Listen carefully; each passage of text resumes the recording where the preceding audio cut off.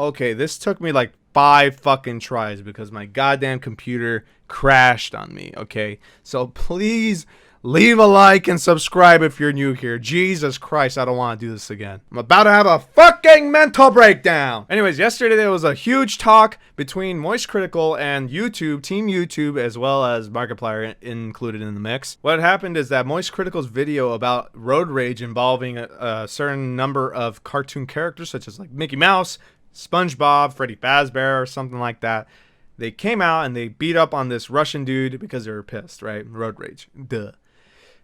He was commentating over this video and he was doing it because he thought it was funny, right? He found this old video and he thought it was funny. And YouTube didn't like that so much. YouTube came in, they struck down the video and claimed it as too violent for YouTube, right? Now, this is really ironic because a couple of days ago, Critical was talking about animal abusers, right? And these animal abusers videos are still up. These people that beat on their dogs and cats, or they put animals in danger's way to do these fake sob stories, right, of animal rescue. And those videos never really gotten taken down. Not until he spoke up, of course. But someone maybe at YouTube had a bad eye for Critical because of this instance. Him talking trash on YouTube, essentially telling them to do their goddamn jobs. So they struck down his video. And this just came with a lot of issues, because after that, Critical came back at YouTube saying, hey man, I don't think that was wise of you to do. I don't think there was anything involving actual violence in that video that I was commentating, or the video that I had created, right? But YouTube, they stuck their ground and they said, no, we made a decision and it's going to stay that way. We thought it was too violent and you're not coming back, or that video is not coming back. Okay, so in that instance, Critical comes back at them saying, hey, you guys aren't doing the right thing. And I'm going to start this trend called #AnswerUsYouTube, right? And everyone starts getting real riled up saying, what the hell? YouTube is copy striking actual content as opposed to these animal abusers and as opposed to these actual violent acts on YouTube. And obviously I was on board with that too. I said, what the fuck? Like, that's so weird that they would do that. You know, obviously they didn't review that video. And that's the funny part too, because YouTube had come back again and said, oh, one of the people on our manual review team had inspected the video, and yes, it is not within the community guidelines. We did claim it as violent.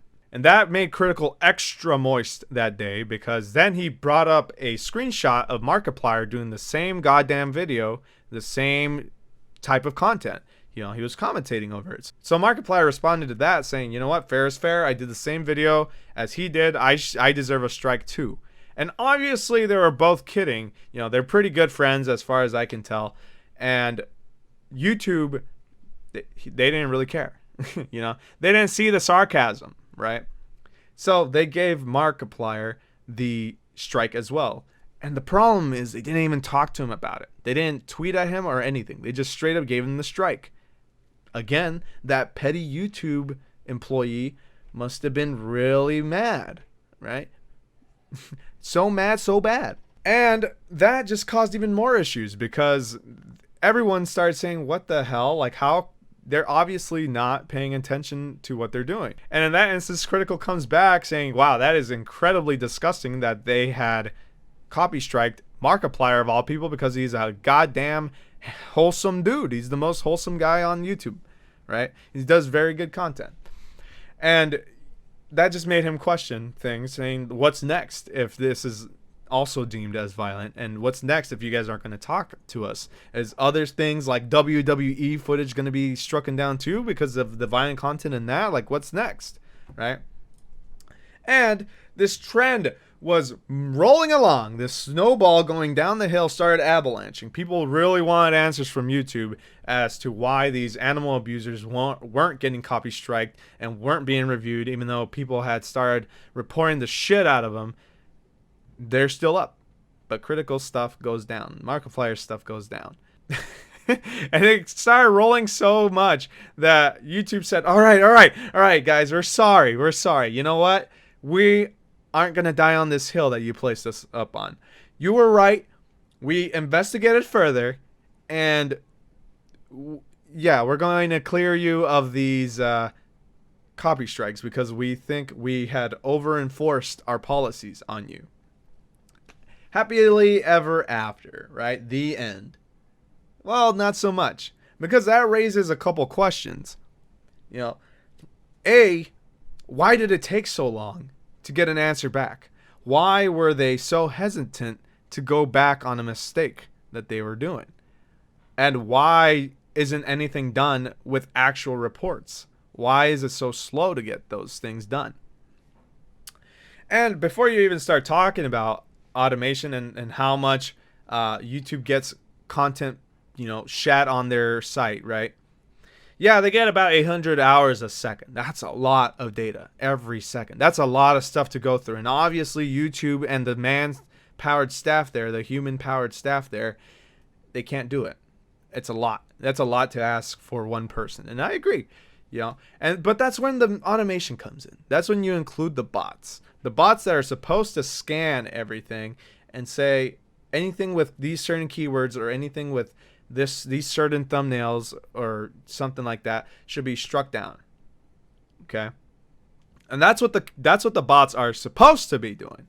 They don't do that, obviously. They're not fixed yet, I guess. But that also brings up a question as, okay, what is the actual manual team on YouTube doing then? If the actual manual team is seeking out these big YouTubers such as Critical and giving him a strike as opposed to an animal abuser doing fake animal stories and stuff, what is the manual team good for? They're not really doing anything, right? They're doing the opposite. They're silencing creators as opposed to keeping the environment safe for creators. And that's a problem. And I think it comes down to a couple of things. 1, ignorance. 2, negligence. 3, revision. And 4, communication. Ignorance, they ignore everything. They don't pay attention to anything.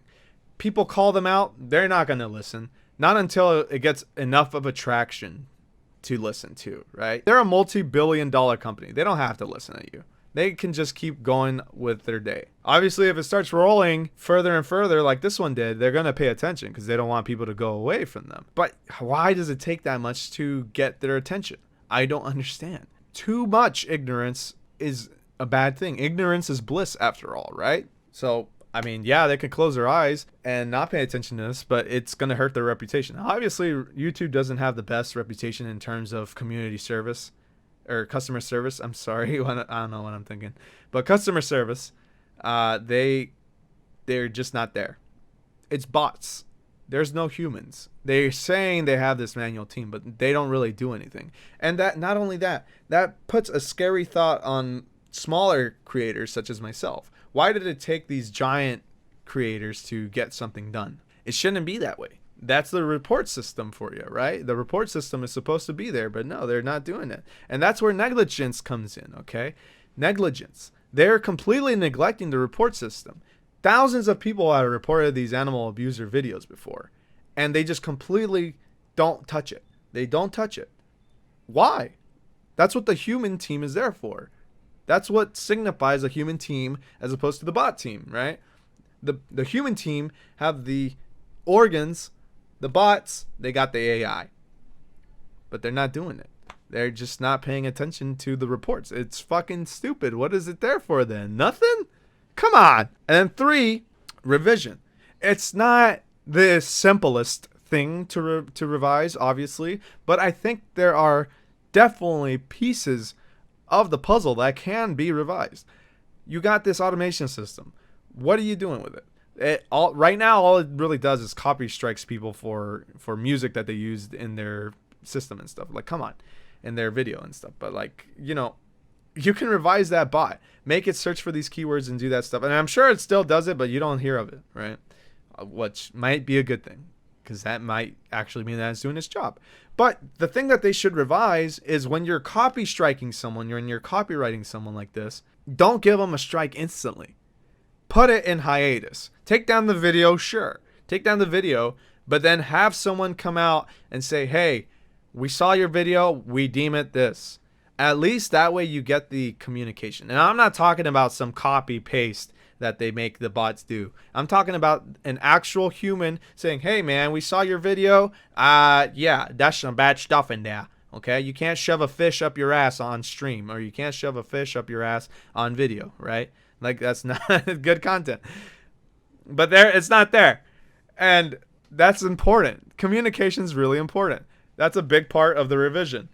Have the system get revised. Don't give people strikes immediately, because that is dangerous. That's a dangerous practice.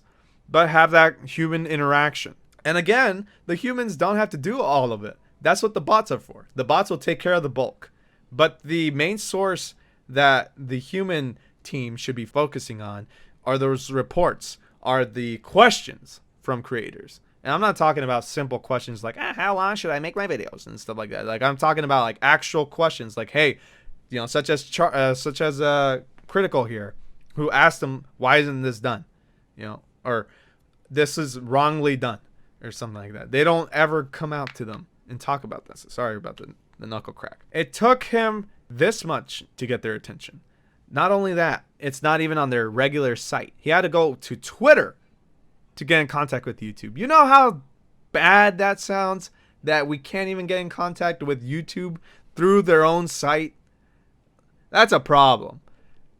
And I've been on YouTube's support page. There is no support there. You get text. You just get robotic text of, this is what you should try. This is what you should do. And if you have a problem, email us. But even the emails may not always get answered. The best course of action is to tweet at them on Twitter and hopefully get a response. And even that, again, it brings back the question of, why does it take giant YouTubers to call this stuff to action? It shouldn't be done that way. What happens if me, a small creator, or other small creators get in a heap of trouble like this? Is YouTube just going to throw us under the bus? We just don't matter, I guess. I don't know. Stuff should definitely be fixed. I really hope things get fixed. I mean, it's looking good, at least from the response that they give, but I'm very skeptical. You know, this has happened not just once, everyone. This has happened multiple times. Multiple times YouTube has done something wrong, and they don't apologize for it, really. They say, sorry, we made an oopsie, and we'll clean it up, and then they forget about it. They do it again later. Like, they really gotta fix stuff over there. They gotta revise some stuff, man. It's not looking good. If this is the route that YouTube is going to continue with, it's not looking good. And the fact that this multi-billion-dollar company can't think of any sorts of revisions, as opposed to some guy in his apartment complex talking to himself, what are you guys spending that money on? You have YouTube, a multi-billion-dollar company backed by Google, bought by Google, and they don't know how to get in contact with people? That just goes to show that they're focusing way too much on the technological side of things and not enough on the human aspect. Come on, YouTube. Come on, Google. You guys can do this. Figure out a goddamn solution. Don't be stupid. You guys are humans too. Don't think about only the technological part. Think about the humans too, the creators. Hell, the people who support the goddamn site. The people that are there on your site right now are humans. People that are listening to this video are humans. YouTube, come on, step up, be more humanized. Bye.